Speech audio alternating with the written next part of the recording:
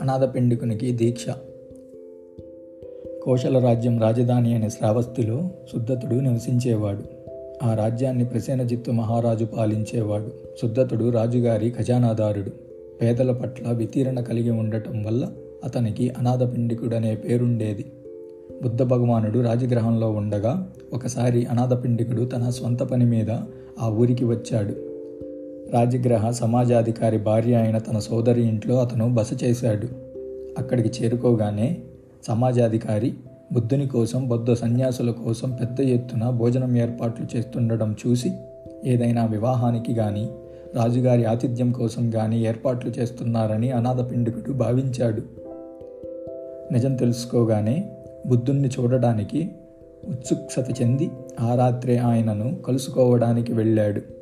అనాథపిండికుడి స్నేహపూర్వకమైన భావాన్ని గుర్తించిన తథాగతుడు స్నేహపూర్వకమైన పలుకులతో అతనికి స్వాగతం చెప్పారు. కూర్చున్న వెంటనే అనాథపిండికుడు ఏదైనా మతపరమైన విషయంపై ప్రబోధం వినాలన్న ఆకాంక్షను వ్యక్తం చేశాడు. అంతటా తథాగతుడు ఈ విధంగా ప్రశ్నించాడు: మన జీవితాలకు రూపకల్పన చేసిందెవరు? ఈశ్వరుడే సృష్టించాడందామా? అదే నిజమైతే జీవరాశులన్నీ మౌనంగా అతని అధికారానికి దాసోహం అవ్వాలి. కుమ్మరి మలిచిన పాత్రలా ఉండాలి. ఈ యావత్ ప్రపంచాన్ని సృష్టించింది ఈశ్వరుడే అయితే విషాదం, విపత్తు, పాపం అనేవి ప్రపంచంలో ఉండవు. ఎందుకంటే పవిత్రత, అపవిత్రత కూడా అతని నుంచే వస్తాయి. ఒకవేళ ఈశ్వరుడు సృష్టికర్త కాకపోతే మరొక కారణం ఉండాలి. అతను స్వయంభువు కూడా కాజాలడు. ఏ రకంగా చూసినా ఈశ్వరుడు అన్న భావాన్నే తిరస్కరించవలసి ఉంటుంది. అతీత శక్తి అన్నది దేనికి కారణం కాజాలదని అంటారు. మన చుట్టూ ఉన్నవన్నీ మొక్క విత్తనం నుంచి మొలకెత్తినట్టు ఏదో ఒక కారణం నుంచి ఉత్పన్నమవుతాయి. అన్నిటికీ కారణం అతీత శక్తి ఎలా కాగలదు?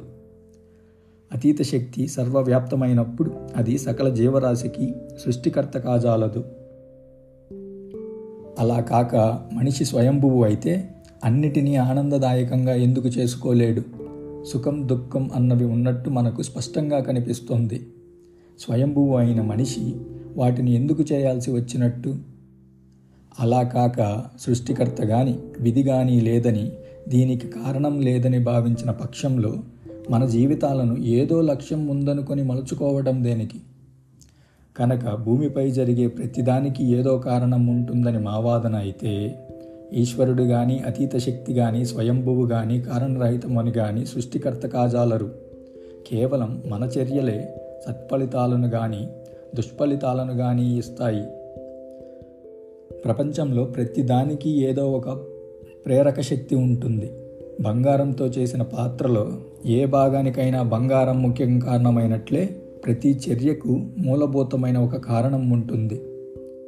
కనుక ఈశ్వరుని పూజించటం, ఆరాధించడం మానివేయటమే ఉత్తమం. నిష్ప్రయోజకమైన ఫలితాలను గురించి ఊహాగానాలలో మన ఉనికిని కోల్పోవటం మానేద్దాం. స్వార్థాన్ని విడిచిపెట్టి మంచి పనులే ఆచరిస్తే వాటి వల్ల సత్ఫలితాలే లభిస్తాయి. అనాథపిండికుడు ఇలా అన్నాడు. తథాగతుని మాటల్లోని సత్యాన్ని గ్రహించాను. నా మనసులో మాట కూడా స్పష్టంగా చెప్పదలుచుకున్నాను. నా మాటలు విన్న తర్వాత నేనేం చెయ్యాలో భగవానుడే సూచించాలి. నేను నిరంతరం పనుల్లో మునిగి ఉంటాను. ఎంతో ఐశ్వర్యం సంపాదించాను కనుక నాకు చింత కూడా ఎక్కువే. అయినప్పటికీ నా పని నాకు ఆనందాన్నిస్తుంది. దాన్ని చిత్తశుద్ధితో నిర్వర్తిస్తాను. నా వద్ద చాలామంది పని చేస్తున్నారు. నా విజయంపై వారందరి భవిష్యత్తు ఆధారపడి ఉంది.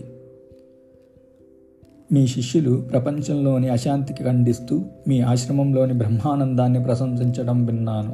తథాగతుడు తన రాజ్యాన్ని, సంపదను వదిలిపెట్టి ధర్మ మార్గాన్ని కనుగొనడం ద్వారా నిర్వాణ సాధనలో యావత్ ప్రపంచానికి మార్గదర్శకుడైనాడని వారు అంటున్నారు.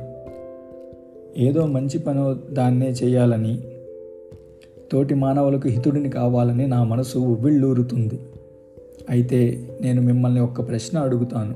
నేను కూడా మీలాగే నా సంపదను, ఇంటిని, వ్యాపారాన్ని విసర్జించి నిర్వాస్థితుడైతేనే గాని ధర్మబద్ధమైన జీవితానందం నాకు లభించదా?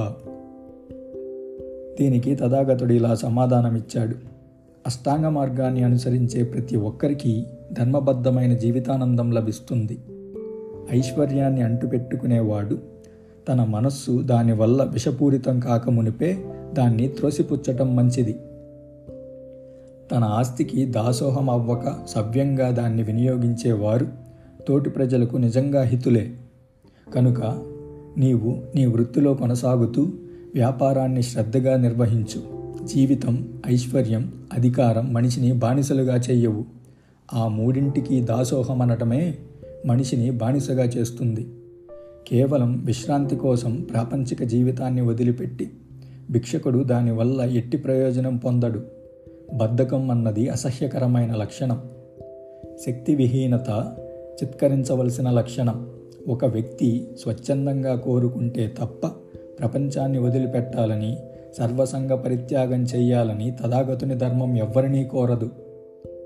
ప్రతి వ్యక్తి స్వార్థ చింతన వీడాలని, హృదయాన్ని పరిశుద్ధంగా ఉంచుకోవాలని, ధర్మ మార్గంలో జీవించాలని మాత్రమే తథాగతుని ధర్మం కోరుతుంది. మనిషి వృత్తి కళాకారుడిగా, వ్యాపారునిగా, రాజ్యోద్యోగిగా ఉండవచ్చు. ప్రపంచాన్ని వీడి ధ్యానానికి జీవితం అంకితం చేయవచ్చు. ఏ పని చేసినా త్రికరణ శుద్ధితో తమ కర్తవ్యాన్ని నెరవేర్చాలి.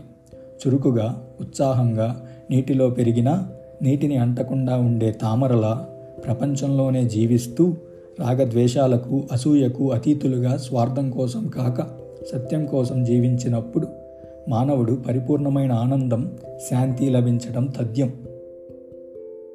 జ్ఞానగర్భితమైన ఈ సత్య ప్రవచనం అత్యుత్తమైనదని అనాథపిండికుడు గ్రహించాడు. తథాగతుడికి పాదాభివందనం చేసి ముకుళిత హస్తాలతో తన విన్నపం తెలియజేశాడు.